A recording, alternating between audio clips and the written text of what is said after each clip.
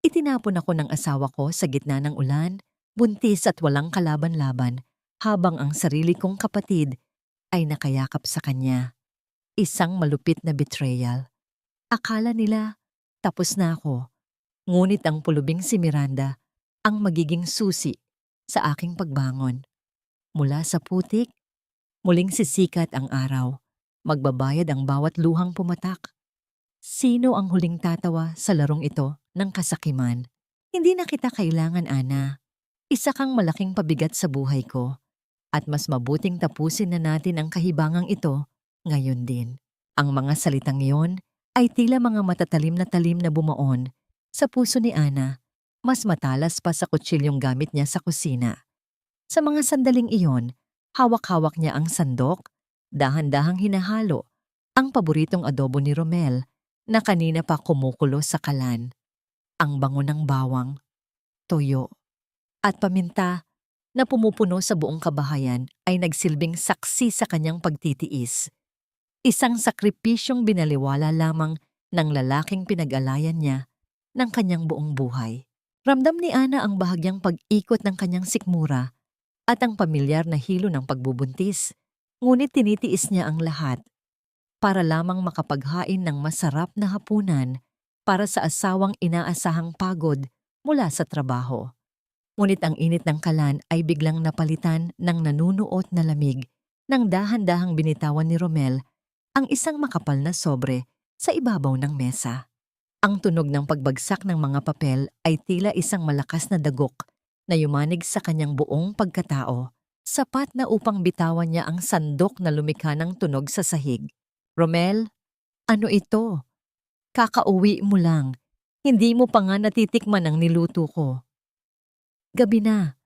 Bakit mo ba sinasabi ang mga bagay na yan? Mahinang sambit ni Ana. Pilit na pinapatatag ang kanyang boses habang ang kanyang mga kamay ay nagsisimulang manginig ng hindi kontrolado. Hindi siya tiningnan ni Romel. Sa halip, mas pinili nitong ayusin ang kanyang kurbata sa harap ng salamin na tila ba ang asawang nasa harap niya ay isang anino lamang na hindi nararapat bigyan ng kahit isang sulyap. Basahin mo, Ana. Iyan ang kalayaan nating dalawa. Huwag mo na akong pahirapan sa mga drama mo dahil sawa na ako. Sawa na ako sa pagiging martir mo, sa kahirapan ng pamilya mo, at sa mukha mong laging mukhang pasan ng buong mundo. It's over. I've filed for annulment. Dahan-dahang lumapit si Ana sa mesa. Ang bawat hakbang niya ay tila paglakad sa ibabaw ng mga nagbabagang uling. Nang buksan niya ang sobre, ang mga salitang nakasulat sa itaas ay tila sumigaw sa kanyang mukha. Ang mga pangakong binitawan nila sa harap ng altar, ang mga pangarap na binuo nila sa loob ng 5 taon ay tila mga abo na lamang na tinangay ng hangin sa isang iglap. Ngunit hindi doon nagtapos ang bangungot. Sa ilalim ng mga papeles ng paghihiwalay, nakita niya ang isang pamilyar na dokumento, ang titulo ng lupa na iniwan sa kanya ng kanyang pumanaw na ama, ang tanging ari-ariang itinatago niya para sa kinabukasan ng anak na nasa kanyang sinapupunan. Bakit nasa iyo ang titulo ng lupa ko, Romel? Bakit may pirma mo ito sa bahagi ng bentahan? Tanong ni Ana. Habang ang mga luha ay nagsisimulang pumatak, dahan-dahang binabasa ang mga letrang nagpapatunay ng kanyang pagkatalo. Isang mapait at nakakangilong ngisi ang gumuhit sa labi ni Romel. Wala na ang lupang yan, Ana. Naisangla at naibenta ko na ang lahat para sa bago kong business ventures. At huwag kang mag-alala, hindi naman masasayang ang lahat dahil si Clara ang tutulong sa akin na palaguin ang pera. She's smart. She knows how to handle luxury. Hindi katulad mo na hanggang kusina lang ang alam. Ang pangalan ng sarili niyang kapatid ay tila isang lason na mabilis na kumalat sa kanyang sistema. Si Clara, ang kapatid na palagi niyang inuuna bago ang sarili, ang kapatid na pinag-aral niya mula sa sarili niyang ipon. Ang pagtataksil ay hindi lamang nanggaling sa lalaking mahal niya, kundi pati na rin sa dugo ng kanyang sariling dugo. Ang sakit sa kanyang tiyan ay muling kumurot, isang matalim na paalala ng buhay na kanyang dinadala. Ang buhay na ngayon ay tila wala ng sisilungang tahanan o amang kikilalanin. Romel, parang awa mo na. Buntis ako. Alam mong mahirap ang kalagayan ko ngayon. Anak mo ito, paano naman siya? Pagsusumamo ni Ana ang kanyang tinig ay tila isang pakiusap ng isang taong nalulunod sa gitna ng malawak na karagatan. Ngunit ang tanging tugon ni Romel ay ang mabilis na pagkuha sa kanyang mamahaling bag at susi ng kotse. Hindi ko kailangan ng anak mula sa isang babaeng tulad mo na walang ambisyon sa buhay. Mag-impake ka na, Ana. May kukuha na ng bahay na ito bukas dahil kasama ito sa mga naibenta ko. You have until tonight. Huwag mo na akong subukang hanapin o habulin dahil wala ka nang babalikan. Ang tunog ng malakas na pagsara ng pinto ay nag-iwan ng isang nakabibinging katahimikan sa loob ng kusina. Ang adobo sa kalan ay patuloy na kumukulo, naglalabas ng usok na tila sumasakal sa kanyang hininga, ngunit wala nang kakain ito. Ang bango ng kanyang pagmamahal ay naging amoy ng kamatayan ng kanyang mga pangarap. Naiwang nakatayo si Ana sa gitna ng silid, mag-isa at nanghihina, habang ang dilim ng gabi ay dahan-dahang lumalamon sa bawat sulok ng kanyang dating tahanan. Sa gitna ng kanyang pagkagunaw, isang tanong ang paulit-ulit na umaling-awngaw sa kanyang isipan. Paano niya poprotektahan ang munting buhay sa kanyang sinapupunan kung ang buong mundo niya ay gumuho na sa loob lamang ng isang saglit? Hindi na hinintay ni Romel na makasagot si Ana. Sa isang marahas na pagkilos, hinablot niya ang braso ng asawa at pilit itong itinayo mula sa pagkakasalampak sa sahig ng kusina. Ang bawat daliri ni Romel na bumaon sa balat ni Ana ay tila mga bakal na nanunuot ang lamig. Walang bahid ng kahit katiting na pagmamahal na dati ay ipinaparamdam nito. Sa kabilang kamay, bitbit ng lalaki ang isang lumang duffel bag na mabilis nitong pinuno ng ilang piraso ng damit ni Ana. Mga damit na kupas na dahil mas pinili niyang ibili ng gamit ang asawa kaysa sa sarili. Walang nagawa si Ana kundi sumunod. Ang kanyang mga paa ay tila gawa sa tingga habang kinakaladkad siya palabas ng pintuan ng kanilang tahanan. Ang tahanang binuo niya ng luha at pawis na ngayon ay ipinagkakait na sa kanya. Isinakay siya ni Romel sa loob ng sasakyan nang may puwersa na naging sanhi ng bahagyang pagkauntog ng kanyang ulo sa bintana. Ngunit ang sakit na yon ay walang-wala kumpara sa pagkabasag ng kanyang puso. Habang binabaybay nila ang kalsada sa gitna ng malalim na gabi, ang tanging maririnig sa loob ng sasakyan ay ang mabilis na pag-ikot ng mga gulong sa basang aspalto at ang mabigat na paghinga ni Romel na puno ng pagkainis. Ang malalaking patak ng ulan ay nagsimula nang humampas sa salamin ng sasakyan na lumilikha ng isang malabo at magulong imahe ng mundo sa labas, katulad ng magulong kapalaran na kinakaharap ni Ana. Sinubukan niyang lumingon kay Romel, umaasang makakakita kahit isang kislap ng pagsisisi sa mga mata nito.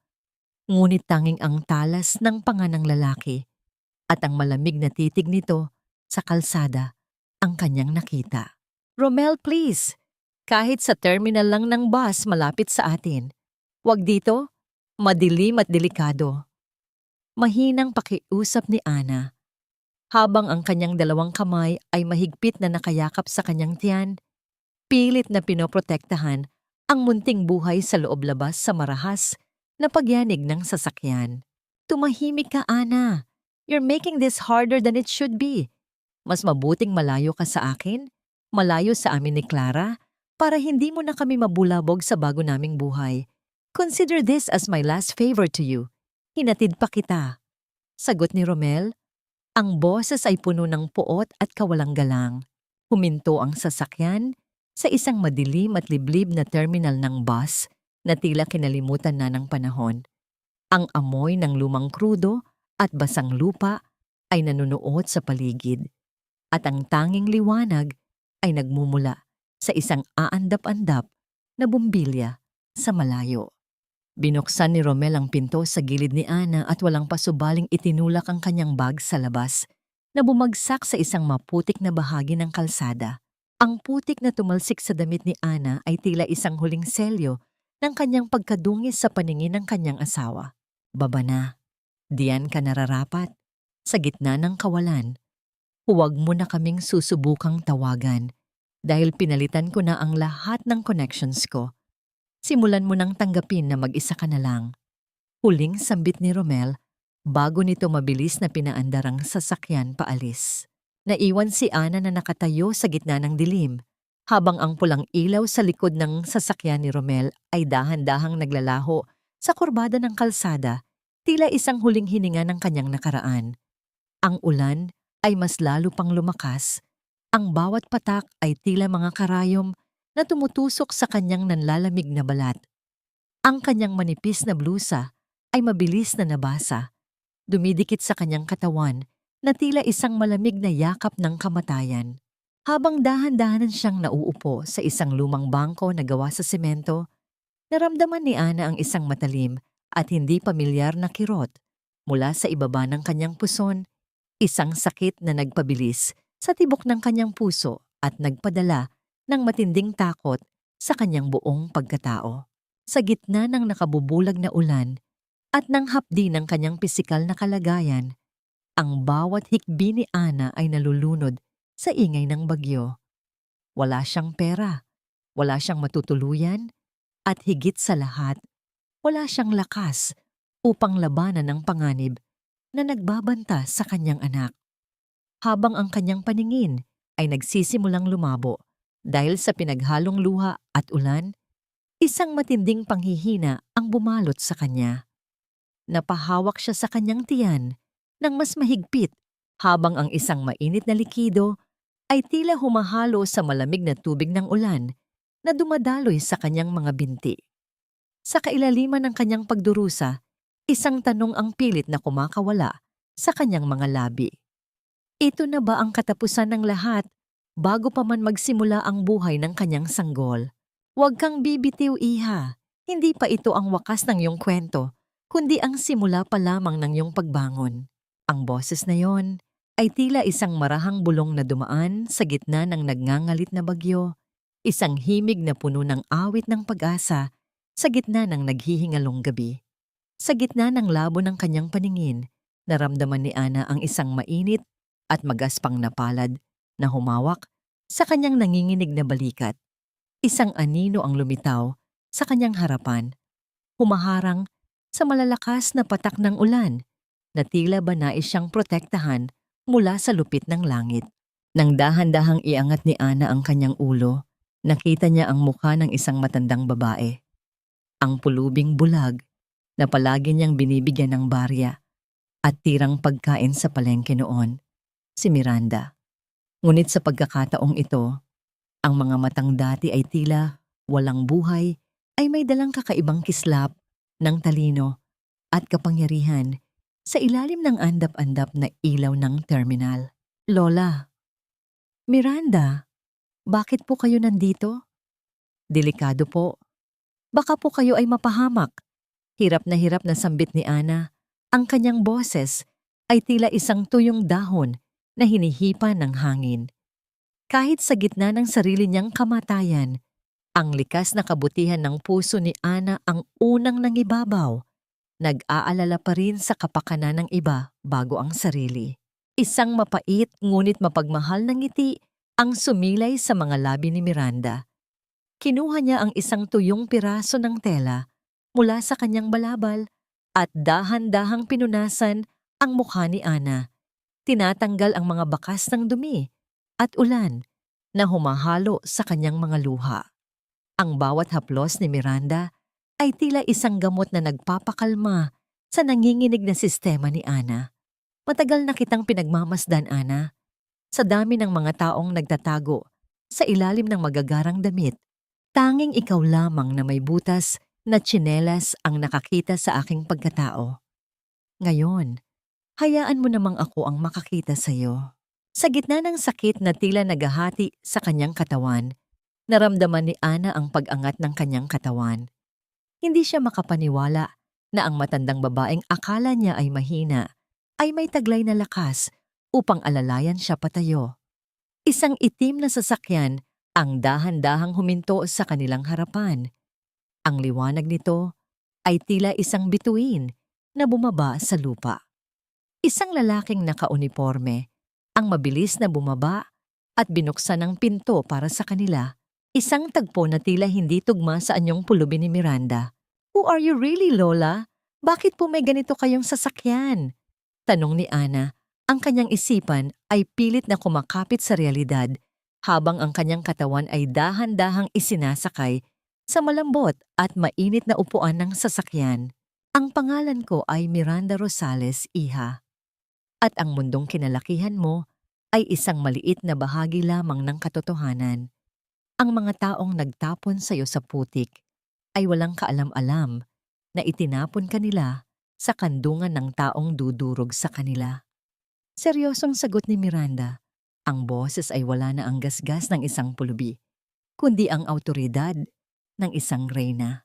Bago pa man makasagot si Ana, hinawakan ni Miranda ang kanyang kamay at may inilagay na isang malamig at mabigat na bagay sa kanyang palad. Ito ay isang gintong singsing na may malaking pulang bato. May nakaukit na disenyo ng isang agilang lumilipad, isang simbolo na tanging ang pinakamayayaman at pinakamakapangyarihang pamilya lamang sa bansa ang nagmamay-ari. Habang dahan-dahang isinasara ni Ana ang kanyang mga mata dahil sa matinding panghihina, ang huling imaheng nanatili sa kanyang isipan ay ang seryosong mukha ni Miranda at ang kinang ng ginto sa kanyang palad. Sa gitna ng dilim, isang tanong ang nag-iwan ng malalim na bakas sa kanyang puso. Ano ang kapalit ng tulong na ito? At handa ba siyang maging isang halimaw upang mabigyan lamang ng katarungan ng kanyang anak? "Ito, hindi ka pumasok sa pamilyang ito para maging reyna, Ana. Pumasok ka rito para magsilbi, kaya huwag mong idahilan sa akin ang pagbigat ng iyong tiyan para iwasan ang mga gawaing bahay." Ang tinig ni Lola Ines ay tila isang latigo na humahagupit sa katahimikan ng malawak na sala ng mga merkado. Sa gitna ng matinding sikat ng araw na nanunuot sa bintana, nakaluhod si Ana sa malamig na sahig. Ang kanyang mga kamay ay babad sa balde ng tubig na puno ng bula ng sabon. Hawak-hawak niya ang isang makapal na brush, pilit na kinukuskos ang bawat hibla ng mamahaling alpombra na tila ba doon nakasalalay ang kanyang dangal. Ang bawat pagkilos niya ay sinasabayan ng masidhing kirot sa kanyang likuran. Isang babala mula sa kanyang katawan na hindi na nito kaya ang bigat ng trabaho, lalo na't nasa ika-6 na buwan na siya ng kanyang pagbubuntis. Ngunit sa bahay na ito, ang bawat hinaing ay itinuturing na katamaran at ang bawat luha ay tanda ng kahinaan. "Inay, tapos ko na po ang mga kurtina sa itaas. Medyo nahilo lang po ako kaya tumigil sandali." Mahinang sagot ni Ana habang dahan-dahang pinupunasan ang pawis na namumuo sa kanyang noo gamit ang dulo ng kanyang duster. Ang bawat paghinga niya ay mabigat, tila may nakadagang bato sa kanyang dibdib. Isang malutong na singhal ang naging tugon ni Lola Ines habang marangyang nakaupo sa kanyang tumba-tumba, hawak ang isang baso ng malamig na juice. "Hilo, noong panahon ko, kahit manganganak na ako ay nakukuha ko pang magbungkal sa bukid. Iyan ang hirap sa mga taong kinuha lang sa kung saan walang tibay ang pangkatawan. Magpasalamat ka at dinala ka ni Romel dito, kung hindi ay baka sa kalsada ka na naglilimos." Sa mga sandaling iyon, dahan-dahang bumukas ang pinto at iniluwa nito si Romel. Sa halip na makakita ng kakampi, ang tanging nasilayan ni Ana ay ang isang malamig na pagbaliwala. Lumapit si Ana sa asawa, umaasang hahawakan nito ang kanyang kamay o kahit man lang tatanungin kung kumain na siya. Ngunit nilagpasan lamang siya ni Romel, tila ba isa lamang siyang kasangkapan sa bahay na walang damdamin. "Romel, baka pwedeng tulungan mo ako sa mga mabibigat na balde. Masakit na po talaga ang puson ko." Pakiusap ni Ana. Ang kanyang boses ay puno ng pag-asang muling mababanaag ang lalaking minahal niya noon. "Ana, huwag mo nang dagdagan ang pagod ko mula sa opisina. Sundin mo na lang ang sinasabi ni Inay." Para rin naman ito sa disiplina mo bilang asawa. Maikling sagot ni Romel bago ito tuluyang pumasok sa kanyang silid tanggapan. Ang bawat salita ni Romel ay tila isang pako na bumaon sa puso ni Ana. Mas masakit pa sa anumang pisikal na pagod. Sa loob ng tahanang ito, unti-unting pinapatay ang kanyang pagkatao. Tinatanggalan siya ng boses at ginagawang alipin ang sarili niyang mga pangarap. Habang muling ibinabalik ni Ana ang kanyang mga kamay sa loob ng balde, ang tunog ng tubig na tumatalsik sa sahig ay tila mga hikbi na hindi niya mailabas. Ang pamilyar na amoy ng chlorine ay nanunuot sa kanyang ilong, nagpapaalala sa kanya na ang kalinisan ng bahay na ito ay binabayaran ng kanyang sariling dugo at kapakanan. Nang sumapit ang gabi, habang nagpapahinga ang lahat, dahan-dahang tumayo si Ana upang kumuha ng tubig. Sa kanyang pagdaan sa silid ni Lola Ines, napatigil siya nang marinig ang pabulong na pag-uusap ng mag-ina. Ang dilim sa pasilyo ay tila naging mas makapal, sapat na upang itago ang kanyang presensya habang ang kanyang puso ay nagsisimulang tumibok ng mabilis dahil sa kaba.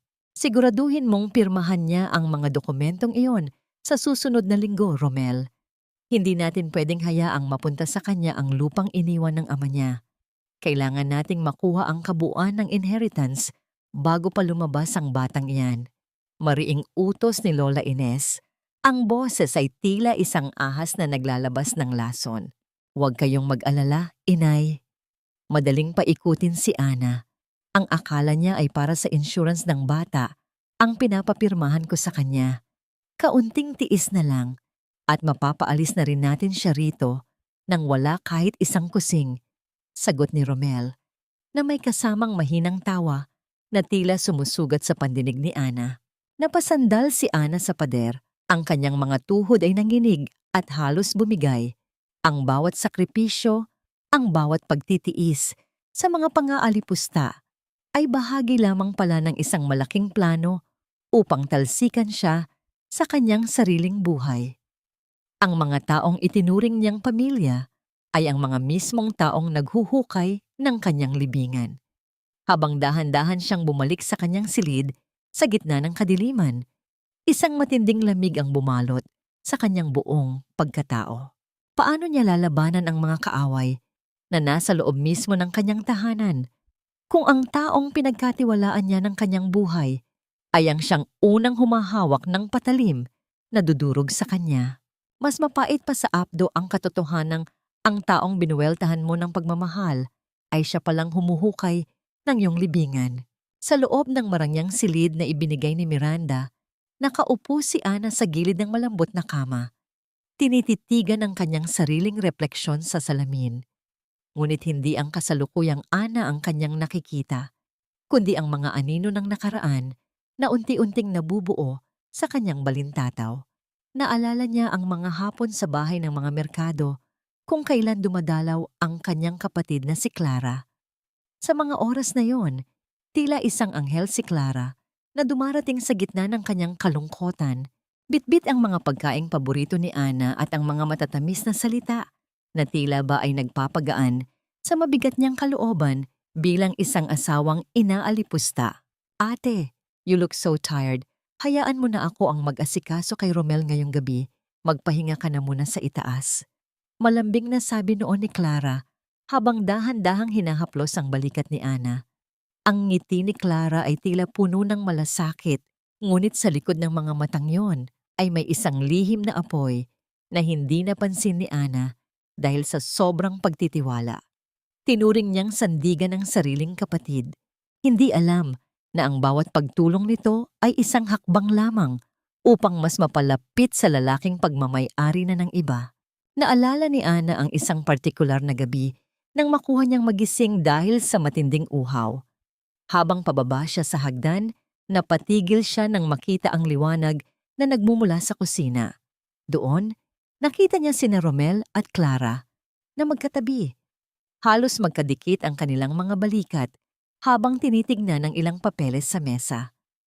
Ang paraan ng pagtawa ni Clara, isang mahina at tila nanunuksong himig, ay kakaiba sa pandinig ni Ana. At ang mga kamay ni Romel na dahan-dahang humahawak sa buhok ni Clara upang alisin ang isang hibla na nakaharang sa mukha nito, ay may dalang pag-iingat na hindi na nararanasan ni Ana sa loob ng mahabang panahon. Don't worry, Romel. Malapit na tayong matapos sa plano. Konting tiis na lang sa drama ni ate. Narinig niyang bulong ni Clara na sinundan ng isang malalim at makahulugang tingin mula kay Romel. Sa mga sandaling iyon, pinilit ni Ana na kumbinsihin ang sarili na baka namamalikmata lamang siya, na baka gawa lamang yon ng kanyang pagod at pagbubuntis. Pilit niyang ipinikit ang kanyang mga mata at bumalik sa silid. Pilit na ibinabaon ang hinala sa kailaliman ng kanyang puso dahil hindi niya kayang tanggapin na ang sarili niyang dugo ang dudura sa kanyang dangal. Ngunit ang pinakamasakit na alaala ay nangyari ilang linggo bago siya itapon ni Romel sa terminal.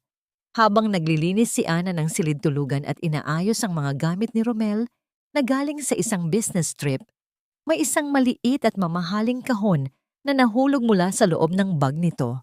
Dahan-dahang bumukas ang takip ng kahon, nagpapakita ng kinang ng isang gintong kwintas na may pendant na hugis puso.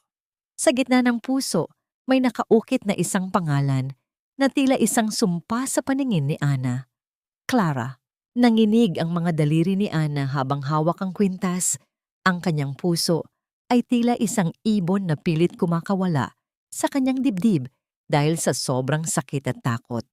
Nang gabing iyon, tinanong niya si Romel tungkol sa kwintas, ngunit isang malakas na sigaw at masasamang salita lamang ang kanyang natanggap. Sinabi ni Romel na regalong pasasalamat lamang yon dahil si Clara ang tumutulong sa mga papeles na hindi kayang intindihin ni Ana dahil sa kanyang kabobohan. At ang mas masakit, si Clara pa mismo ang lumapit sa kanya kinabukasan, suot ang nasabing kwintas, at may lakas ng loob pang magtanong kung bagay ba ito sa kanyang suot. Ngayon, sa katahimikan ng mansyon ni Miranda, ang bawat piraso ng puzzle ay nabubuo na sa isipan ni Ana. Ang bawat pagtulong ni Clara, ang bawat bulong nito kay Romel, at ang bawat pagkakataon na pinagmukha siyang masama sa harap ni Lola Ines.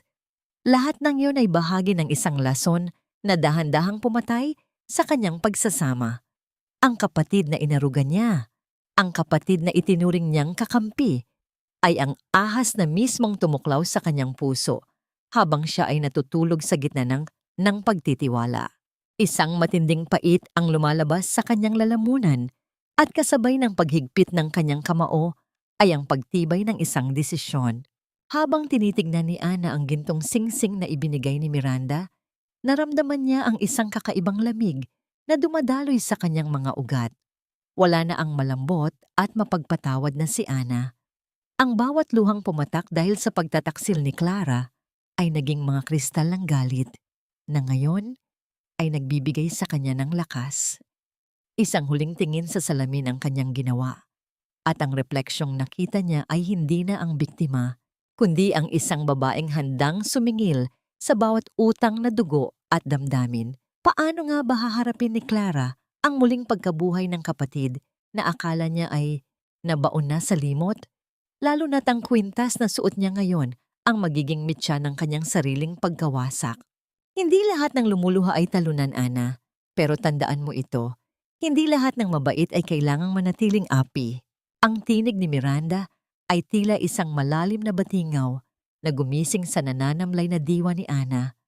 Sa loob ng isang malawak at marangyang silid na puno ng amoy ng sariwang jasmine at mamahaling kahoy, dahan-dahang iminulat ni Ana ang kanyang mga mata. Wala na ang amoy ng krudo at basang lupa ng terminal. Wala na ang malamig na hampas ng ulan.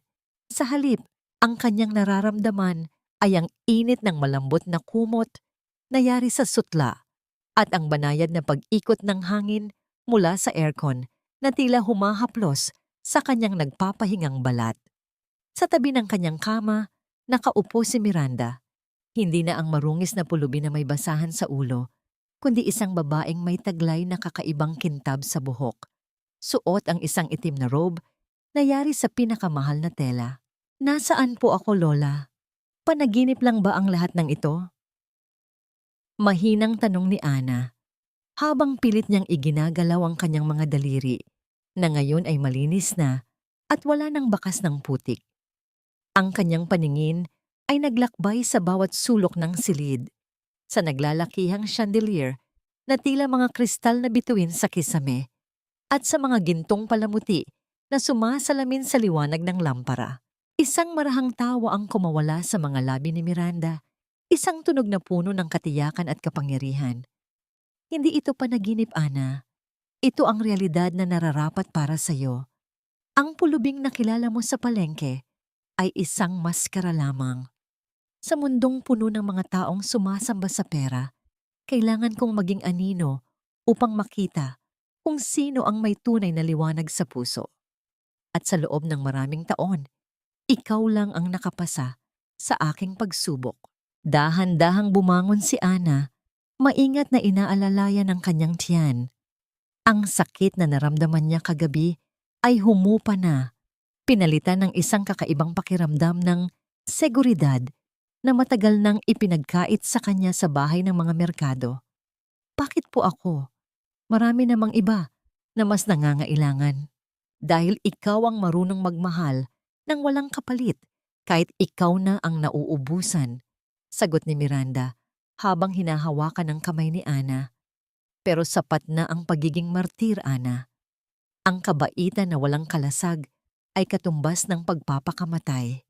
Itong mansyong ito, ang yaman ng mga Rosales na pinagtataguan ko, lahat ng ito ay gagamitin natin para itama ang mali. Tutulungan kitang makuha ang lahat, pero sa isang kondisyon. Tumitig si Miranda ng diretso sa mga mata ni Ana. Ang kanyang tinig ay naging mas seryoso at malamig. Kailangan mong patayin ng mahinang Ana na kilala nila. Kailangan mong kalimutan ang pag-iyak para sa mga taong sadyang nanakit sa'yo. Simula ngayong araw, hindi ka na biktima. Ikaw na ang magiging bagyo na gigiba sa kanilang palasyong buhangin. Handa ka na bang talikuran ang iyong pagiging marupok para sa anak mo?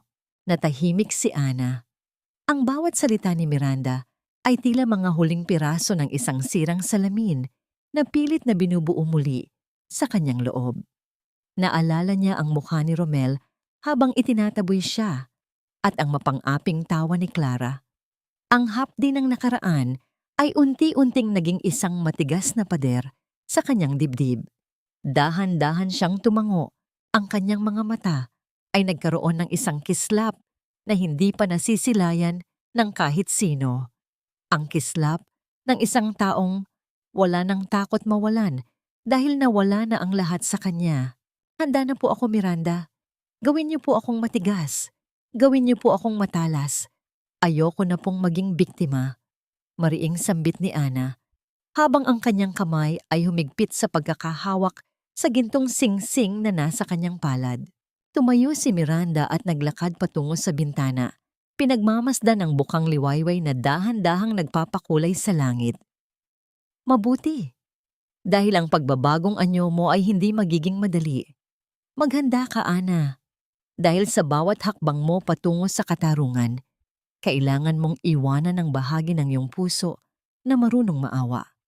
Handa ka bang harapin ang katotohanang baka maging halimaw ka rin sa paningin ng iyong mga kaaway? Ang tanong ni Miranda ay naiwang nakabitin sa hangin, tila isang babala na nagpabigat sa atmosfera ng silid. Habang tinititigan ni Ana ang kanyang refleksyon sa malaking salamin ng dresser, isang estranghero ang tila nakatingin pabalik sa kanya. Ang bukas ay hindi na lamang tungkol sa kaligtasan, kundi tungkol sa pagbawi ng lahat ng ninakaw sa kanya. Ngunit sa gitna ng kanyang determinasyon, isang munting kaba ang sumagi sa kanyang isip. Sa oras na matapos ang kanyang paghihiganti, makikilala pa kaya niya ang sarili niyang mukha? Ang kaalaman ay hindi lamang kapangyarihan, Ana. Ito ang tanging sandata na hindi nila mananakaw sa iyo, ngunit kailangan mong maging handa sa sugat na idudulot nito sa iyong puso. Ang mga salitang ito ni Miranda ay tila isang hamon na paulit-ulit na umaalingaw-ngaw sa isipan ni Ana habang nakaupo siya sa harap ng isang malawak na mesa na punong-puno ng makakapal na aklat tungkol sa batas at pananalapi.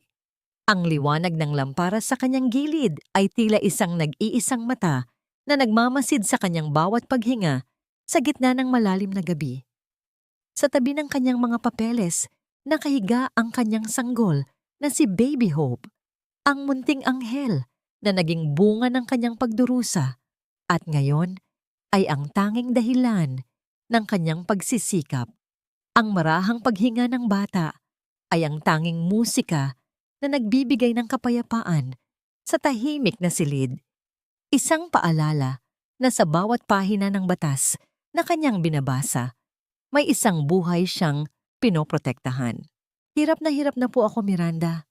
Minsan, parang gusto na lang bumigay ng utak ko sa dami ng kailangang intindihin. Bulong ni Ana habang dahan-dahang minamasahe ang kanyang sentido. Ang kanyang mga mata ay namumula na sa puyat at ang bawat letrang nakalimbag sa mga pahina ay tila ba nagiging malabo at nagsasayaw sa kanyang paningin. Ang hirap ng pag-aaral habang nag-aalaga ng sanggol ay isang sakripisyong tanging isang ina lamang ang makakaunawa. Isang tasa ng mainit na tsaa ang dahan-dahang inilapag ni Miranda sa tabi ng kanyang mga aklat. You're doing great, Ana. Isipin mo na lang, nung nasa bahay ka ng mga merkado, pinapahirapan ka rin naman nila, di ba?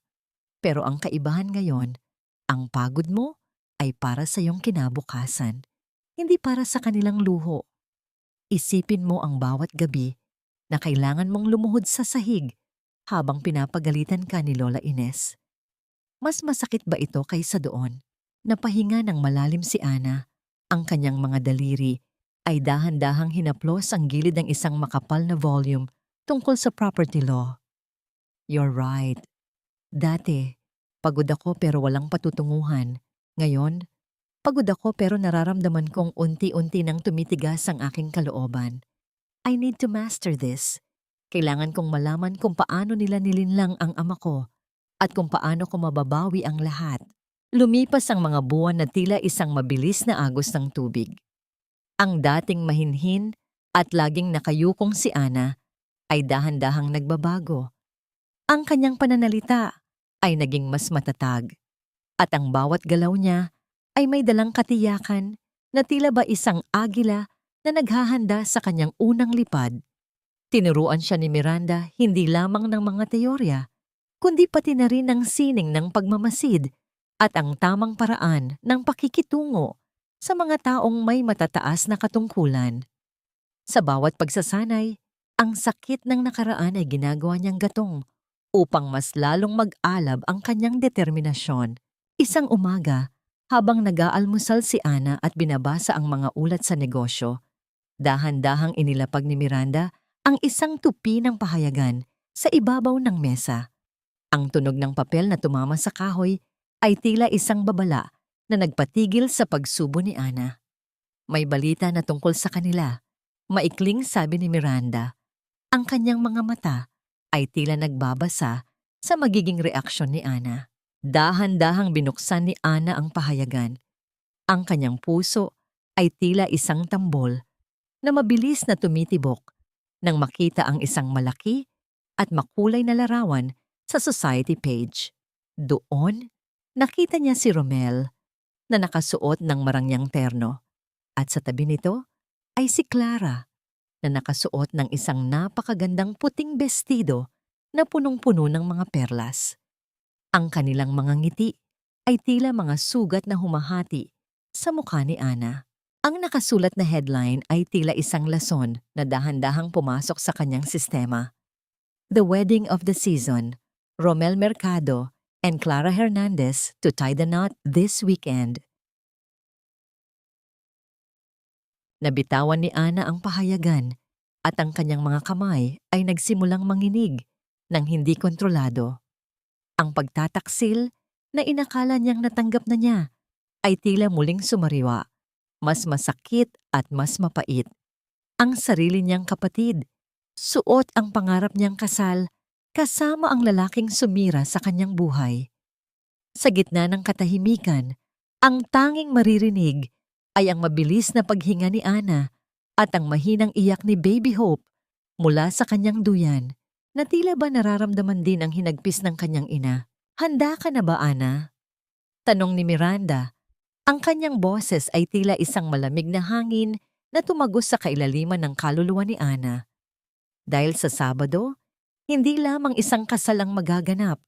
Ito ang araw na ipakikita mo sa kanila na ang abong akala nila ay wala ng silbi, ay siya palang magiging mitya ng kanilang sariling pagkawasak. Tumingin si Ana kay Miranda. Ang kanyang mga luha ay hindi na pumatak, kundi na natili sa kanyang mga mata na tila mga kristal ng galit. Sabado, magiging isang araw iyon na hindi nila kailanman malilimutan. "I'm no longer just a student, Miranda. I'm the consequence of their sins." Naiwang nakabitin sa hangin ang kanyang deklarasyon habang ang larawan ng masayang magkasintahan sa pahayagan ay dahan-dahang nalalamukot sa ilalim ng mahigpit na pagkakahawak ni Ana. Sa darating na pagdiriwang, sino nga ba ang magiging tunay na bida at sino ang magsisilbing anino na kikitil sa kanilang pansamantalang kaligayahan? Ang kwintas na yan ay para sa akin. Ang isang hamak na social climber na katulad mo ay hindi man lang dapat humahawak ng bidding paddle na yan. Ang matalim at mapagmataas na tinig ni Clara ay tila isang lason na dahan-dahang kumalat sa loob ng marangyang ballroom kung saan idinadaos ang isang prestihiyosong charity auction. Sa ilalim ng naglalakihang chandelier na nagbibigay ng nakabubulag na liwanag sa bawat mamahaling hiyas, nakatayo si Clara na tila isang reyna. Suot ang isang matingkad na pulang bestido na animoy sumisigaw ng karangyaan. Ngunit sa paningin ni Ana, na nakaupo sa isang madilim na sulok at nababalot ng isang eleganteng itim na gown, ang bawat hiyas na suot ng kanyang kapatid ay tila mga patak ng dugo na ninakaw mula sa kanyang sariling pagkatao. Ang bawat kislap ng brilyante sa leeg ni Clara ay paalala ng bawat sakripisyong ginawa ni Ana habang siya ay nagpapakababa sa kusina ng mga merkado. Hindi alam na ang kanyang pinaghirapan ay gagamitin lamang upang palamutian ang kataksilan. Dahan-dahang itinaas ni Ana ang kanyang kamay, hawak ang kanyang sariling paddle, habang ang kanyang puso ay tila isang tambol na nagbibigay ng hudyat ng digmaan.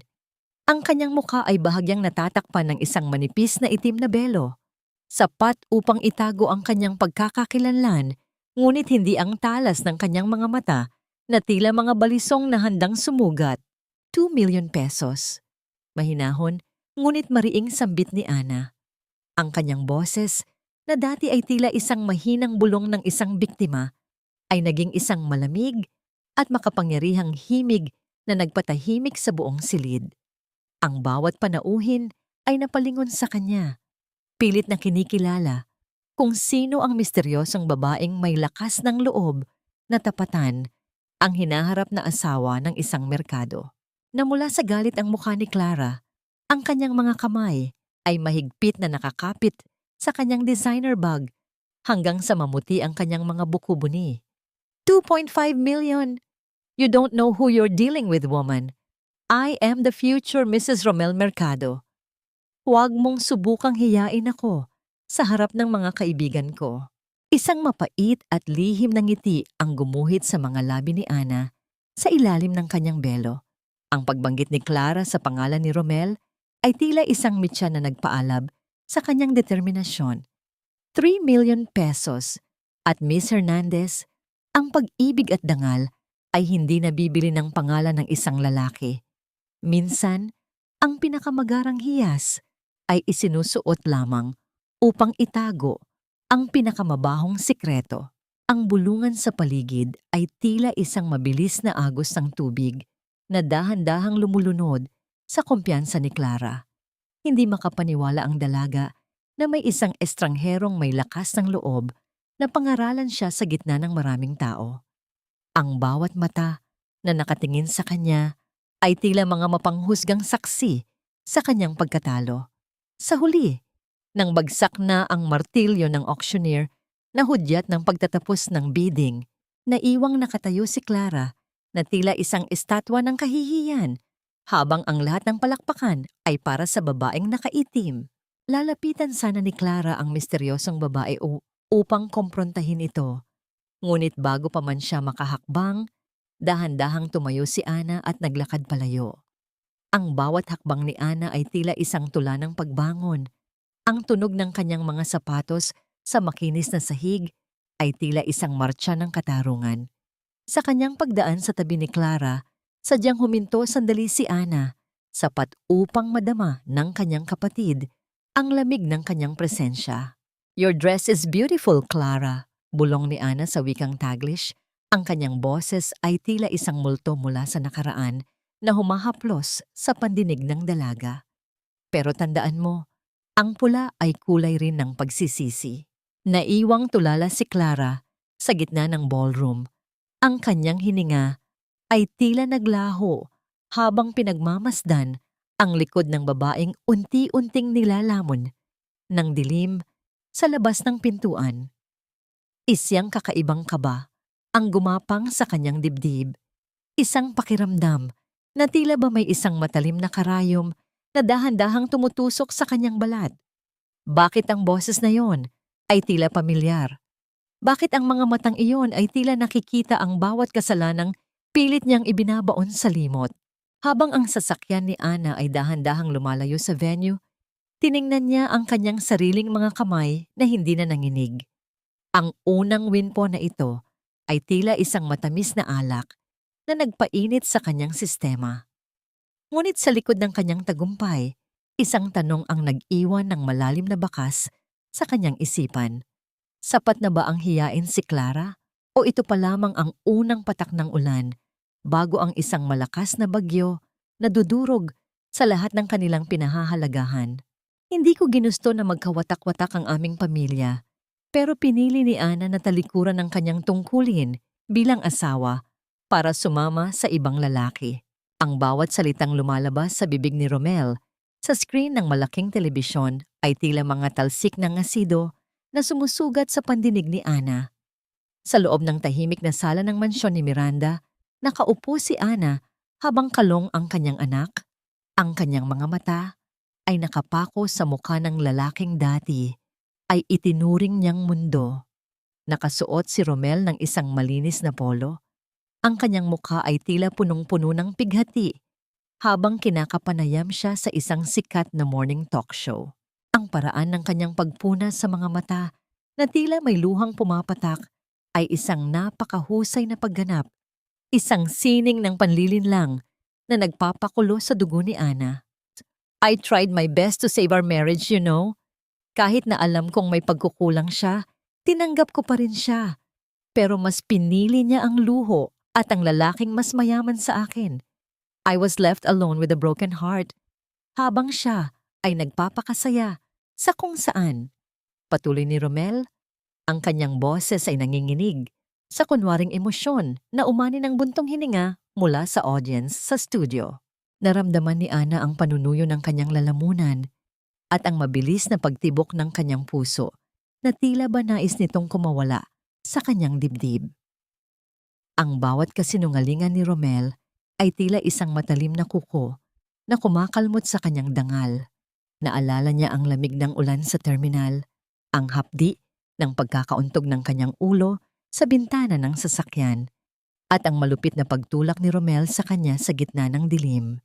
Paano nagagawang baluktutin ng isang tao ang katotohanan ng walang kukurap-kurap na mga mata? Ang gaslighting na ginagawa ni Romel sa buong sambayanan ay mas masakit pa sa anumang sampal na natanggap niya noon. "Ate Ana, huwag mong gawin ito. Mas lalo mo lang pinapalala ang sarili mo," mahinang sabi ni Yaya Luming habang pilit inaagaw ang remote control. Ngunit hindi kumibo si Ana. Ang mga daliri niya ay mahigpit na nakakapit sa braso ng sofa. Tila ba ay nagsusumigaw ang kanyang mga kamay. Ang hininga niya ay naging mabilis at mababaw. Parang ang hangin na kanyang nilalanghap ay may kasamang sakit. Dahan-dahang pumasok si Miranda sa silid. Bit-bit ang isang tablet at isang tasa ng mainit na chamomile tea. Hindi siya nagsalita. Sa halip ay naupo siya sa tabi ni Ana at dahan-dahang hinaplos ang likod nito. Ang bawat haplos ni Miranda ay tila isang angkla na nagpapanatili kay Ana sa katotohanan sa gitna ng bagyo ng mga kasinungalingan. Let him talk, Ana. Hayaan mong itayo niya ang sarili niyang entablado ng kasinungalingan. Dahil mas mataas ang kanyang inaakyat, mas masakit ang kanyang magiging pagbagsak. Malumanay na sambit ni Miranda. Ang boses ay puno ng nakakatakot na katiyakan. Inabot ni Miranda ang tablet kay Ana. Sa screen, may isang video file na nakabukas. Tandaan mo ang gabing iwan kanya sa terminal? Hindi alam ni Romel na ang terminal na yon ay pagmamay-ari ng isa sa aking mga subsidiary at ang bawat sulok nito ay may mga matang nakamasid. Pinindot ni Ana ang play button. Ang malabong itim at puting imahe mula sa CCTV ay unti-unting naging malinaw sa kanyang paningin. Doon, kitang-kita ang marahas na paghila ni Romel kay Ana palabas ng sasakyan. Kitang-kita ang pagbagsak ni Ana sa putikan at ang mabilis na pag-alis ng sasakyan ni Romel habang ang babaeng buntis ay naiwang nanghihina sa ilalim ng malakas na ulan. Walang ibang lalaki. Walang luhong hinahanap. Tanging ang kalupitan ng isang asawang nagtapon sa kanyang pamilya tulad ng isang basura. Isang mainit na luha ang pumatak mula sa mata ni Ana, hindi dahil sa lungkot, kundi dahil sa isang matinding pakiramdam ng kapangyarihan na ngayon ay nasa kanyang mga kamay. Ang video na ito ang magiging katapusan ng maskara ni Romel. Ang bawat salitang binitiwan nito sa telebisyon ay magiging mitya ng kanyang sariling pagkawasak sa oras na lumabas ang katotohanan. Kailan natin ilalabas ito, Miranda? Tanong ni Ana. Ang kanyang boses ay hindi na nanginginig, kundi tila isang matalim na talim na handang sumugat. Huwag kang magmadali, iha. Sa gabi ng kanilang kasal ni Clara, kapag ang lahat ng mata ng lipunan ay nakatingin sa kanila, doon natin ipapakita ang tunay na mukha ng kanilang perpektong pag-iibigan. We will destroy them in front of the world they so desperately want to impress. Sagot ni Miranda habang humihigop ng tsa. Naiwang nakatingin si Ana sa screen ng telebisyon kung saan patuloy na nagkukunwari si Romel. Isang mapait na ngiti ang sumilay sa kanyang mga labi habang dahan-dahang hinahaplos ang pisngi ng kanyang anak. Ang katahimikan sa loob ng mansyon ay tila isang babala ng isang darating na dilubyo. Paano nga ba tatanggapin ng sambayanan ang katotohanang ang kanilang kinakaawangang biktima ay siya palang pinakamalupit na halimaw sa lahat at ang babaeng itinuring nilang taksil ay ang siyang may hawak ng kanilang hatol. Huwag mo na kaming tatawagan muli, Ana. Wala kaming anak na magnanakaw at makasalanan. Mula ngayong araw, ituturing ka na naming patay. Ang mga salitang iyon mula sa kanyang ina, si Aling Rosa, ay tila mga tipak ng yelo na bumagsak at dumurog sa huling bahagi ng pusong tao ni Ana. Hawak niya ang telepono nang mahigpit. Ang kanyang mga kuko ay bumabaon sa plastik na tila ba doon niya kinukuha ang lakas upang hindi tuluyang bumagsak ang kanyang katawan. Ang bawat salita ay may dalang hapdi na mas matindi pa sa anumang pisikal na sugat. Ito ay isang sugat sa kaluluwa na tila hindi na kailanman maghihilom. Sa kabilang linya, narinig niya ang pamilyar na buntong hininga ng kanyang ama. Ang lalaking dati ay nagtatanggol sa kanya sa bawat pagkakamali.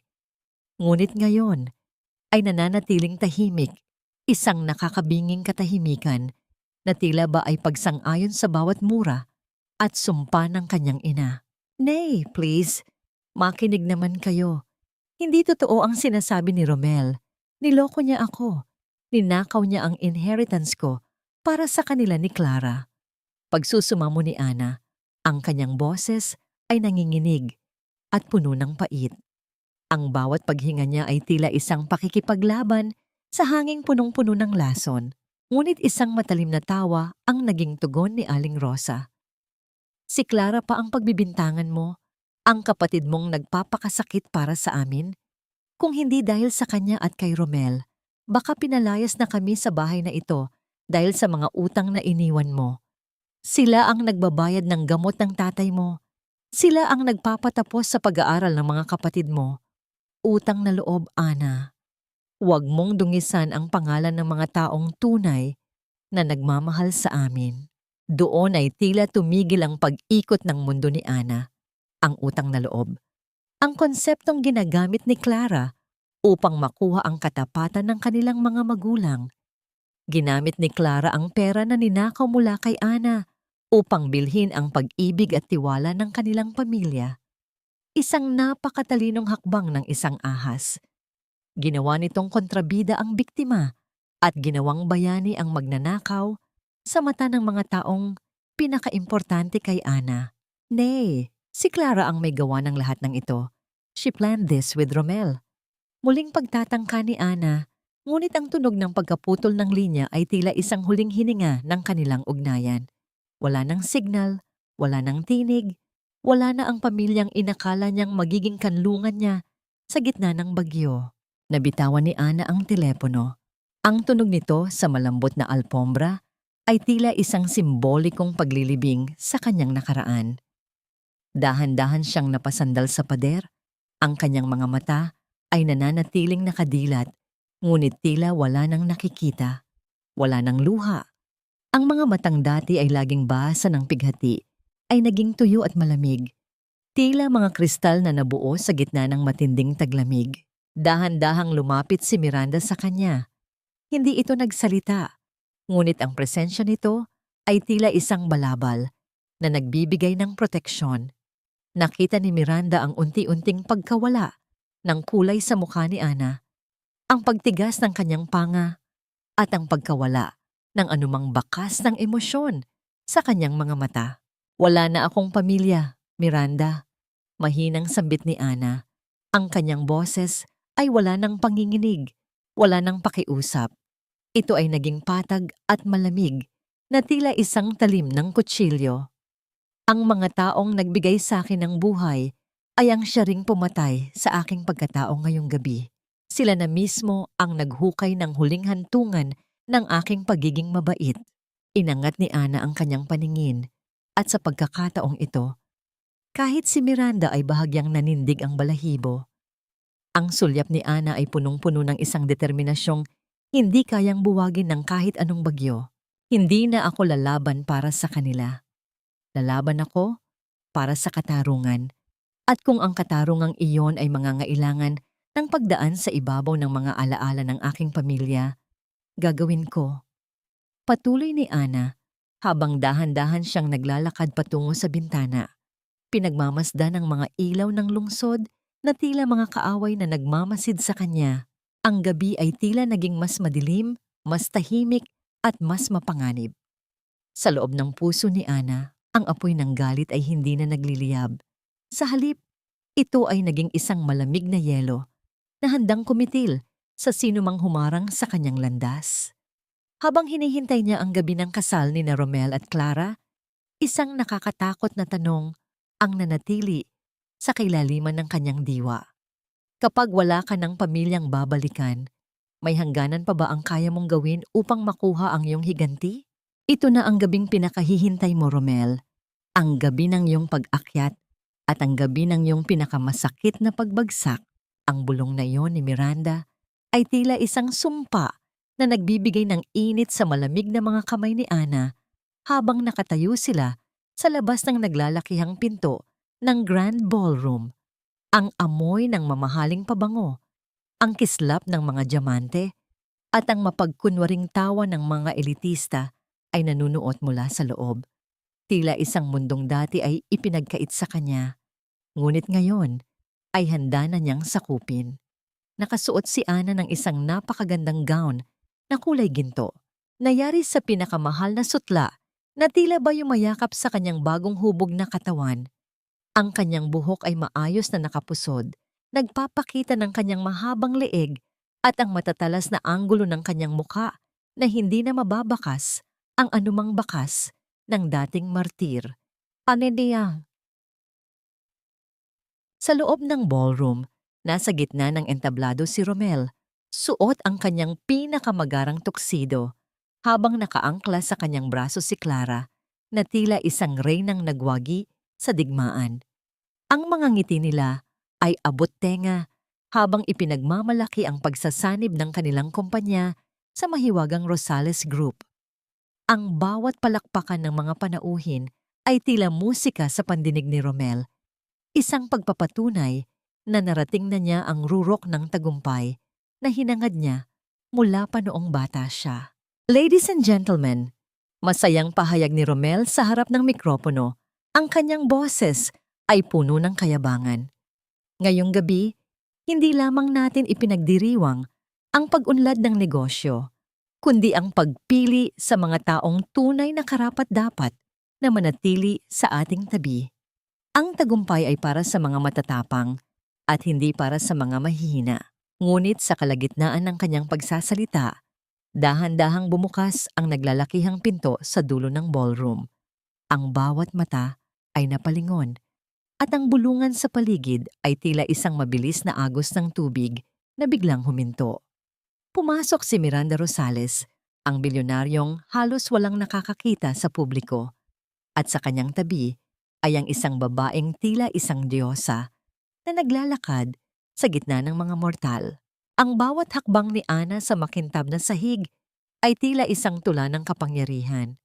Ang kanyang mga mata ay diretso ang tingin sa entablado. Hindi kumukurap, hindi nagpapakita ng kahit anong takot. Nang magtagpo ang kanilang mga paningin, ang baso ng alak na hawak ni Romel ay dahan-dahang dumulas mula sa kanyang mga nanginginig na daliri. Ang kristal ay bumagsak sa sahig at nagkapira-piraso. Ang mapulang likido ay tumalsik sa kanyang sapatos na tila isang babala ng dugong dadanak sa kanyang dangal ngayong gabi. Romel, Ana, halos hindi marinig na bulong ni Clara. Ang kanyang mukha ay nawalan ng kulay na tila ba nakakita siya ng isang multo na bumangon mula sa kanyang sariling kasalanan.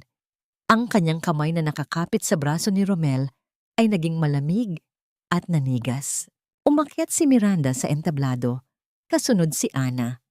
Ang katahimikan sa buong ballroom ay tila isang mabigat na kumot na bumalot sa lahat. Good evening, everyone.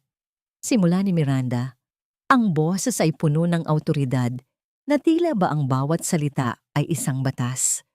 I would like to introduce the real power behind this merger, ang babaeng magsisilbing strategic partner ng Rosales Group at ang magpapasya sa kapalaran ng bawat kumpanyang kasosyo namin. Meet Ana Hernandez, ang babaeng akala ng marami ay wala nang babalikan. Humarap si Ana kay Romel. Ang kanyang mukha ay nananatiling kalmado, ngunit ang kanyang mga mata ay tila mga nagbabagang uling. Isang mapait na ngiti ang sumilay sa kanyang mga labi. Isang ngingiti na hindi para sa pag-ibig, kundi para sa katarungan. Good evening, Romel. I hope you enjoyed your time at the top. Dahil ngayon, it's my turn to speak. Naramdaman ni Romel ang panghihina ng kanyang mga tuhod. Ang kanyang hininga ay naging mabilis at mababaw, na tila ba ang hangin sa loob ng ballroom ay biglang naubos. Ang lahat ng mga panauhin, ang media, at ang mga business partners na pilit niyang pinapabilib ay nakatingin na ngayon sa kanya nang may pagtataka at pagdududa. Ang palasyong buhangin na kanyang itinayo sa ibabaw ng mga kasinungalingan ay nagsisimula nang gumuho sa isang sulyap lamang ng babaeng minsan niyang itinapon sa putikan. Sa gitna ng nakabubulag na liwanag ng mga kamera, isang tanong ang tila sumisigaw sa kailaliman ng kaluluwa ni Romel. Paano nagawang muling mabuhay ng babaeng sinira niya ang pagkatao? At ano ang mga ebidensyang nakatago sa likod ng mga matatalas na tinging iyon na handang tumapos sa kanyang mundo? Hindi ito totoo. Baliw ka na, Ana. Isang malaking pagkakamali ang lahat ng ito at hindi ko hahayaang sirain mo ang gabing ito sa harap ng aking mga bisita. Ang boses ni Romel ay nanginginig sa pagitan ng galit at takot. Ang bawat salita niya ay tila isang desperadong pagtatangka na kumapit sa isang pader na unti-unti nang naglalaho. Ang pawis ay nagsimulang mamuo sa kanyang noo. dumadaloy pababa sa kanyang namumulang pisngi habang ang mga kamera ng media ay tila mga naglalakihang mata na hindi bumibitaw sa bawat maling galaw niya.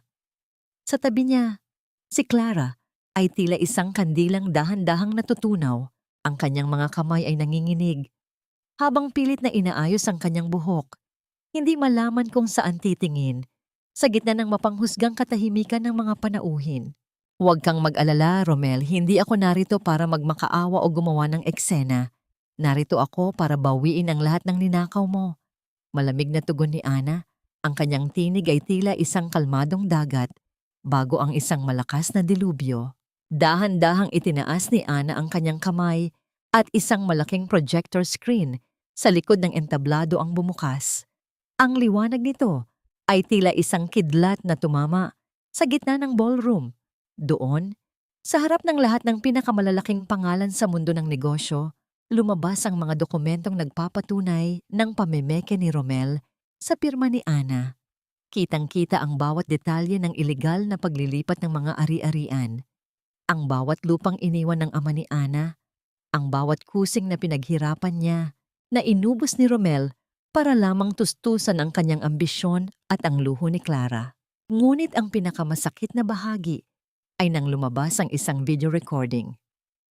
Walang tunog na maririnig mula sa clip, ngunit ang bawat kilos ni na Romel at Lola Ines sa loob ng kanilang dating bahay ay sapat na upang ikwento ang lahat. Nakita ng lahat kung paano kinaladkad ni Romel ang kanyang buntis na asawa, kung paano siya itinulak palayo habang si Lola Ines ay nakatayo lamang sa gilid, nanonood ng may mapait na ngisi sa mga labi. Ang bawat panauhin sa ballroom ay napasinghap. Ang tunog ng kanilang sabay-sabay na paghinga ay tila isang malakas na bugso ng hangin na nagpabigat sa atmosfera. "This is not happening! Romel, do something!" Hagulgol ni Clara, ang kanyang boses ay puno ng desperation habang pilit niyang tinatago ang kanyang muka mula sa mga flash ng camera. "Wala na siyang magagawa, Clara," sabat ni Miranda, habang dahan-dahang lumalapit ang ilang mga lalaking nakauniforme ng pulis mula sa gilid ng ballroom. Ang tunog ng kanilang mabibigat na sapatos sa makintab na sahig ay tila mga huling tibok ng orasan para sa kalayaan ni Romel. Ang lahat ng asset na inakala nyo na sa inyo ay nakapangalan na muli kay Ana Hernandez. Ang merger na ito, isang bitag lamang yun para pilitin kayong ilabas ang lahat ng ninakaw nyo. Nang maramdaman ni Romel ang malamig na bakal ng posas na dahan-dahang lumalapat sa kanyang mga pulso, ang kanyang buong pagkatao ay tila gumuho.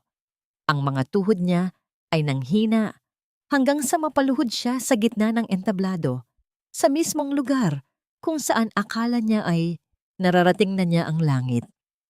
Ang bawat palakpakan kanina ay napalitan ng mga bulungan ng pagkasuklam. Mula sa gitna ng mga tao, biglang lumitaw si Lola Ines. Ang kanyang mukha ay punong-puno ng galit at pait. "Anak ko, bitawan niyo ang anak ko. Ana, ikaw na babae ka. Wala kang utang na loob. Pinatira ka namin, pinakain ka namin, at ito ang igaganti mo." Sigaw ng matanda.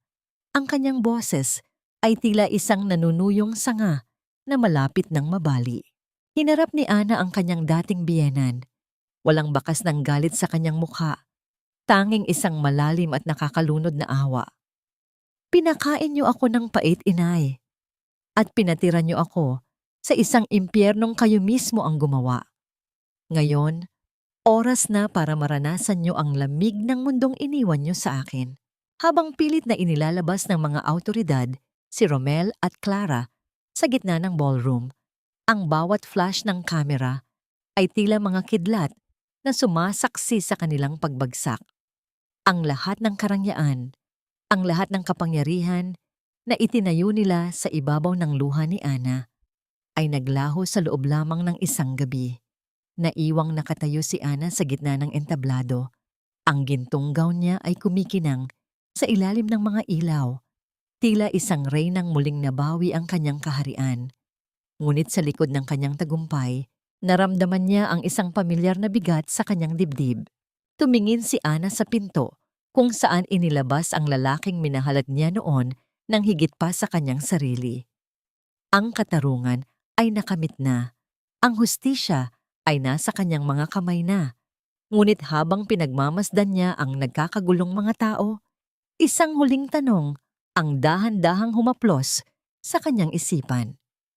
Sapat na ba ang makitang nasa likod ng rehas ang mga sumira sa kanya upang mahanap ang tunay na kapayapaan na matagal nang ipinagkait sa kanyang puso? Ate, parang awa mo na.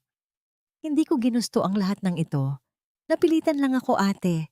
Si Romel ang nagtulak sa akin, binaling niya ang isip ko. Ang boses ni Clara ay tila isang basag na plaka na paulit-ulit na humihingi ng tawad sa loob ng malamig at madilim na selda ng presinto. Nakasuot pa rin siya ng kanyang punit-punit na puting gown. Ang mga perlas na dati ay kumikinang, ay tila naging mga butil ng alat na nagpapaalala sa kanyang kasawian. Nakaluhod siya sa malamig na semento. Ang kanyang mga kamay ay mahigpit na nakakapit sa mga rehas na bakal habang ang kanyang mga luha ay walang tigil na dumadaloy. Nag-iiwan ng itim na guhit ng maskara sa kanyang maputlang pisngi. Sa harap niya, nakatayo si Ana, balot ng isang eleganteng itim na coat. Ang kanyang anyo ay tila isang matayog na pader na hindi na kayang tibagin ng anumang pagsusumamo. Naalala mo ba, Clara, noong mga bata pa tayo? Mahinang tanong ni Ana. Ang kanyang boses ay tila isang banayad na hangin na may dalang talim.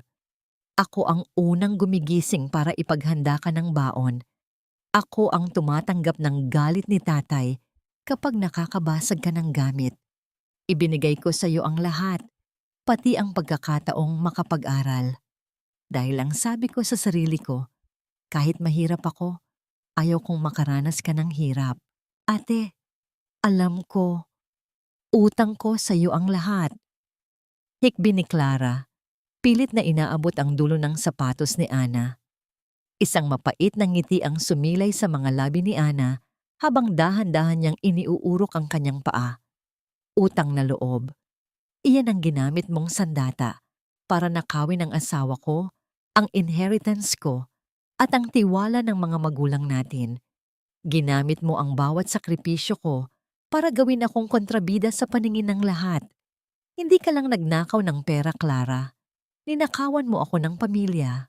Dahan-dahang kinuha ni Ana mula sa kanyang bag ang isang maliit na plastic bag. Sa loob nito ay ang gintong kwintas na may pendant na Clara. Ang regalong nakita ni Ana sa bag ni Romel noon. Inilapag niya ito sa sahig, sa tapat ng mga daliri ng kanyang kapatid. Ang kislap ng ginto sa ilalim ng aandap-andap na bombilya ay tila isang huling insulto sa kanilang nasirang ugnayan. Ito ang premyo mo sa pagiging magaling na ahas, di ba? Pero alam mo ba ang pinakamalaking biro ng tadhana? Ani Ana, ang kanyang mga mata ay nanatiling tuyo at malamig. Kausap ko ang abogado ni Romel kanina. Para mabawasan ang kanyang sentensya, ibinigay niya ang lahat ng ebidensya laban sa iyo. Sinabi niya sa mga pulis na ikaw ang mastermind, na ikaw ang namilit sa kanya na pekein ang mga dokumento dahil sa inggit mo sa akin. Itinapon ka niya, Clara. Katulad ng pagtatapon niya sa akin sa terminal noon. Ang boses ni Clara ay biglang nawala.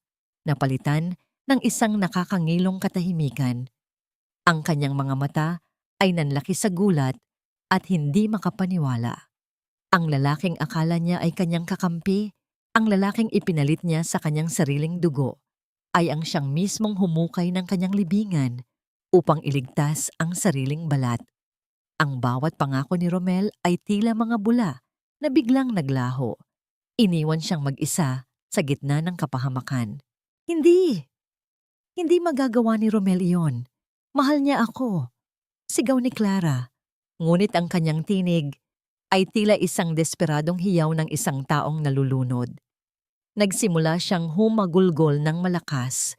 Ang kanyang mga kamao ay humahampas sa malamig na semento hanggang sa mamula ang kanyang mga balat. Tinitigan siya ni Ana ng huling beses. Walang galit, walang puot. Tanging isang malalim na pagkapagod ang nakaguhit sa kanyang mukha. Ang pagtataksil ay may sariling bayad, Clara. At ngayong gabi, sinisingil ka na ng lahat ng luhang pumatak mula sa aking mga mata. Huwag kang mag-alala. Hindi kita papatayin. Hahayaan kitang mabuhay sa loob ng seldang ito, kasama ang alaala ng bawat taong pinagtaksilan mo. Dahan-dahang tumalikod si Ana at naglakad palayo sa pasilyo ng presinto. Ang tunog ng kanyang mga sapatos sa semento ay tila isang marahang martsa ng paglaya. Bawat hakbang ay naglalayo sa kanya mula sa madilim na bahagi ng kanyang buhay. Sa likuran niya, ang mga hiyaw at pagsusumamo ni Clara ay dahan-dahang humihina, nalulunod sa ingay ng mga bentilador, sa kisame at sa katahimikan ng gabi. Nang makalabas si Ana sa pintuan ng istasyon, sinalubong siya ng sariwang hangin ng madaling araw. Ang langit ay nagsisimula ng magkulay asul, isang senyales na ang pinakamahabang gabi ng kanyang buhay ay tapos na. Ngunit habang tinitignan niya ang kanyang mga kamay na malaya na sa mga tanikala ng nakaraan, isang huling pait ang bumalot sa kanyang puso. Ang katarungan ay nakamit na, ngunit ang kapatid na minahal niya ay isa na lamang ngayong anino ng isang masamang panaginip. Ang bawat sinag ng araw na tumatagos sa pagitan ng mga dahon ng puno ng nara sa hardin ay tila mga daliri ng liwanag na humahaplos sa mukha ni Ana. Sa gitna ng katahimikan ng umaga, tanging ang marahang huni ng mga ibon at ang banayad na pagkalustay ng mga tuyong dahon sa damuhan ang maririnig. Nakaupo si Ana sa isang tumba-tumba. Mahigpit na yakap-yakap ang kanyang anak na si Baby Hope. Ang amoy ng sanggol, isang halimuyak ng gatas at pulbos, ang tanging pabango na nagbibigay sa kanya ng tunay na kaligayahan. Isang selyo ng kanyang tagumpay laban sa lahat ng unos na nagdaan. Dahan-dahang lumapit si Miranda, bit-bit ang 2 tasa ng tsa. Ang bawat hakbang ng matanda sa semento ay may dalang katiyakan at kapayapaan. Naupo siya sa tabi ni Ana at pinagmasdan ang mag-ina ng may ngiti na puno ng pagmamalaki. Ang layo na ng narating mo, Ana. Tignan mo ang iyong sarili. Wala na ang takot sa iyong mga mata. Tanging pag-asa na lamang ang natitira. Utang ko ang lahat ng ito sa inyo, Miranda. Kung hindi niyo ako pinulot sa terminal noong gabing iyon, baka ang anak ko ay isa na lamang alaala. Mahinang sagot ni Ana, habang dahan-dahang hinahaplos ang malambot na buhok ng kanyang sanggol. Ang bawat haplos niya ay tila isang panata na hinding-hindi na muling mararanasan ng kanyang anak ang hirap na dinanas niya. Tinuruan niyo akong lumaban, pero higit sa lahat, tinuruan niyo akong mabuhay muli para sa sarili ko. Isang sandali ng katahimikan ang namayani sa pagitan nila. Isang katahimikang hindi na nakabibingi kundi nakagagaan ng loob. Ngunit ang kapayapaang yon ay bahagyang naantala ng lumapit ang isang kasambahay, bit-bit ang isang pirasong papel na nakatiklop. Ma'am Ana, may nag-abot po nito sa gate. Galing daw po sa kinatawan ng abogado ni Ginoong Mercado sa loob ng bilangguan. Naramdaman ni Ana ang bahagyang pagkirot ng kanyang dibdib nang makita ang pamilyar na sulat kamay ni Romel sa labas ng sobre. Dahan-dahan niyang binuksan ang sulat sa ilalim ng mapagmasid na mata ni Miranda. Sa loob ng papel, punong-puno ng mga salita ng pagsisisi ang nakasulat. Mga pakiusap para sa isang pagkakataon, mga pangako na magbabago siya, at ang pag-amin na hanggang ngayon ay mahal pa rin daw siya nito. Ang bawat salita ay tila isang desperadong kumpas ng isang taong nalulunod, pilit na humihingi ng salbabida mula sa taong siya mismo ang nagtulak sa bangin. Isang mapait at tuyong ngiti. Yung ngiti ang sumilay sa mga labi ni Ana. Tinitigan niya ang bawat letra, bawat linya ng pagsusumamo ni Romel, ngunit wala na siyang naramdamang galit. Wala na ring poot. Ang tanging nanatili ay ang isang malalim na kawalan ng pakialam, ang pinakamataas na anyo ng paghilom. Ang lalaking akala niya ay kasing tibay ng bato ay isa lamang palang mahinang anino na kumakapit sa nakaraan dahil wala na siyang kinabukasan. Gusto mo bang basahin? Tanong ni Miranda habang nakatingin sa hawak ni Ana. Hindi na kailangan, Miranda. Alam ko na ang lahat ng sasabihin niya, sagot ni Ana. Sa isang mabilis ngunit kalmadong pagkilos, dahan-dahang pinunit ni Ana ang sulat. Ang tunog ng papel na nagkakapira-piraso ay tila huling hininga ng isang sumpa na tuluyan ng napigtal. Hinayaan niya ang mga piraso ng papel na tangay ng hangin, nagliliparan sa ibabaw ng mga bulaklak hanggang sa malunod ang mga ito sa damuhan. Hinarap ni Ana ang kanyang anak at hinalikan ito sa noo. Hindi na tayo babalik sa dilim, anak. Ang bawat luhang pumatak noon ang siyang nagdidilig sa buhay na mayroon tayo ngayon. Malaya na tayo. Habang pinagmamasdan ni Miranda ang mga piraso ng sulat na naglalaho sa hangin, naramdaman niya ang isang kakaibang ginhawa. Ang katarungan ay hindi lamang sa pagpapakulong sa kaaway, kundi sa pag-alis ng kapangyarihan nito sa iyong puso. Ngunit sa gitna ng kanyang katuwaan para kay Ana, isang katanungan ang pumasok sa kanyang isipan habang pinagmamasdan ng isang puting sasakyan na dahan-dahang humihinto sa labas ng kanilang gate. Sino ang bagong panauhing ito na may dalang mga rosas? At handa na ba ang puso ni Ana na muling magbukas para sa isang kwentong wala ng pait ng kahapon? Ang bawat peklat ng nakaraan ay hindi na marka ng aking kahihiyan, kundi isang mapa ng aking tagumpay na nagpapatunay na ang isang pusong nadurog ay may kakayahang mabuo ng mas matatag kaysa noon. Ang mga salitang ito ay dahan-dahang binibigkas ni Ana sa harap ng isang malaking grupo ng mga kababaihan. Ang bawat isa ay may dalang kwento ng pait at pag-iisa na katulad ng sa kanya. Sa loob ng isang bagong gusaling ipinatayo niya, ang Yakap ni Ana Foundation. Ang bawat sulok ay punong-puno ng liwanag at pag-asa. Wala na ang amoy ng chlorine na nagpapaalala sa kanyang pagkaalipin sa bahay ng mga merkado. Ang tanging nanunuot sa hangin ay ang bango ng mga sariwang bulaklak at ang mainit na amoy ng kape na nagbibigay ng ginhawa sa lahat. Suot ang isang simpleng puting damit na tila sumisimbolo sa kanyang bagong simula. Nakatayo si Ana bilang isang buhay na patunay na ang katarungan ay hindi lamang nakukuha sa loob ng korte, kundi sa muling pagtayo ng sariling dangal.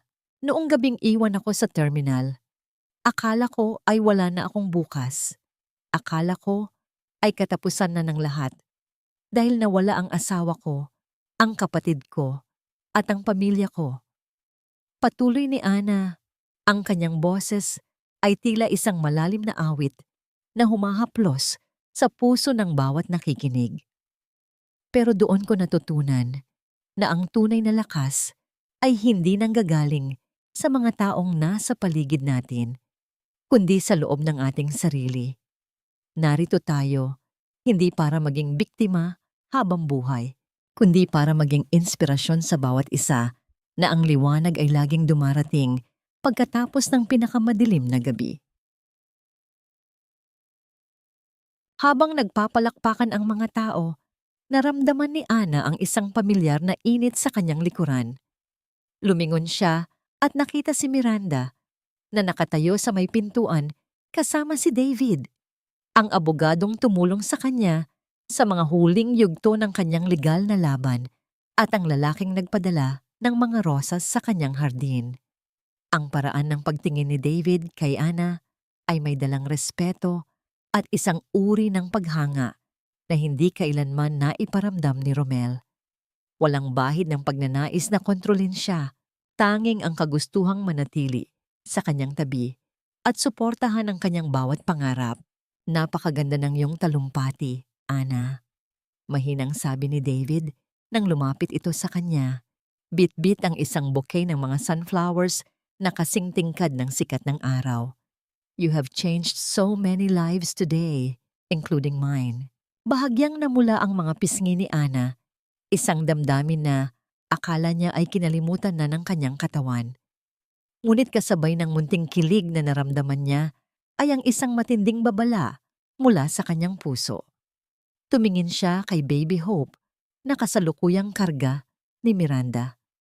Ang kanyang anak ang kanyang prioridad, ang kanyang buhay.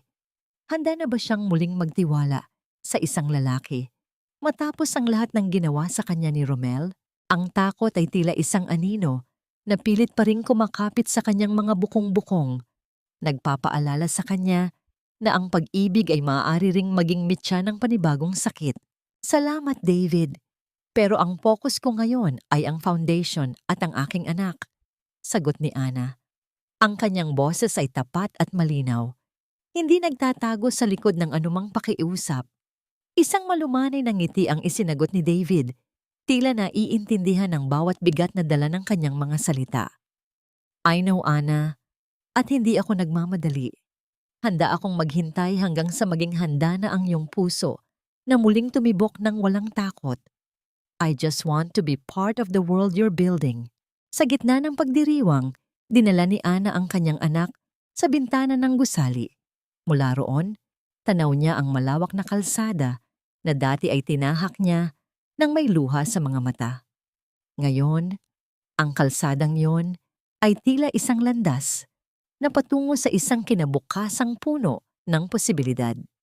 Ang katarungan ay nakamit na. Ang mga kaaway ay nasa likod na ng rehas. At ang kanyang pamilya ay bahagi na lamang ng isang masakit na nakaraan.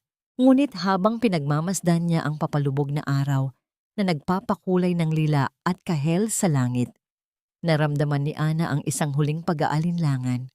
Ang kanyang paglalakbay ay tila tapos na, ngunit sa pagpasok ni David sa kanyang buhay, isang bagong kabanata, ang tila pilit na bumubukas. Kaya ba niyang magmahal muli nang hindi natatakot na muling mawala ang kanyang sarili? Ang katahimikan ng gabi ay tila may dalang isang mahalagang tanong na tanging ang panahon lamang ang makakasagot. Sa pag-abot ng kanyang mga pangarap, sapat na ba ang maging isang matagumpay na ina? O may puwang pa ba sa kanyang puso para sa isang lalaking handang itama ang lahat ng pagkakamali ng nakaraan? Ang tunay na kapayapaan ay hindi matatagpuan sa pagkawala ng mga bagyo, kundi sa pagiging matatag ng ating angkla sa gitna ng nagngangalit na alon. Sa pampang ng isang tahimik na dalampasigan sa Batangas, habang ang araw ay dahan-dahang humahalik sa guhit ng tagpuan ng langit at dagat, nakatayo si Ana.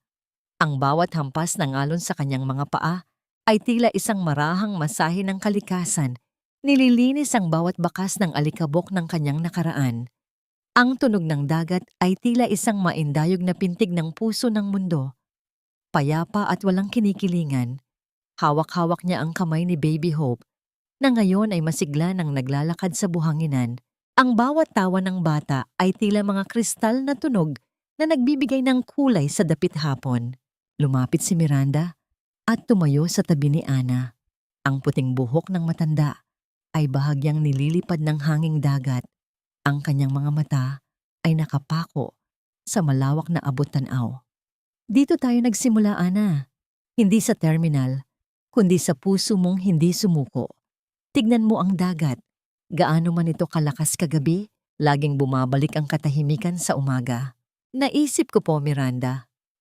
Tinatanong ako ng mga tao kung napatawad ko na ba sila, Romel at Clara? Mahinang sambit ni Ana. Ang kanyang tinig ay tila isang tula na humahalo sa simoy ng hangin. Ang pagpapatawad pala ay hindi nangangahulugang sasabihin mong tama ang ginawa nila. Ang pagpapatawad ay ang pagpili na putulin ang kadena ng galit na nagtatali sa akin sa kanila. Hindi ko na sila kinamumuhian dahil ang puot ay isang uri pa rin ng koneksyon. At ngayong gabi, ganap na silang malaya sa aking sistema. Dahan-dahang lumapit si David. Bit-bit ang isang manipis na shawl na isinuot niya sa mga balikat ni Ana upang protektahan ito sa lamig ng gabi. Walang salitang binitawan, tanging isang matamis at makahulugang tingin na nagsasabing handa siyang maging saksi sa bawat kabanata ng buhay ni Ana. Gaano man ito kabagal o kabilis. Sa haplos ng kanyang kamay sa balikat ni Ana, naramdaman ng babae ang isang uri ng pag-ibig na hindi humihingi, kundi nagbibigay, hindi nagkukulong, kundi nagpapalaya. Sa kailaliman ng kanyang diwa, alam ni Ana na ang katarungan ay hindi lamang ang pagkakakulong ni na Romel at Clara sa rehas na bakal. Ang tunay na katarungan ay ang makita ang kanyang sarili na muling nakakangiti nang walang halong pait.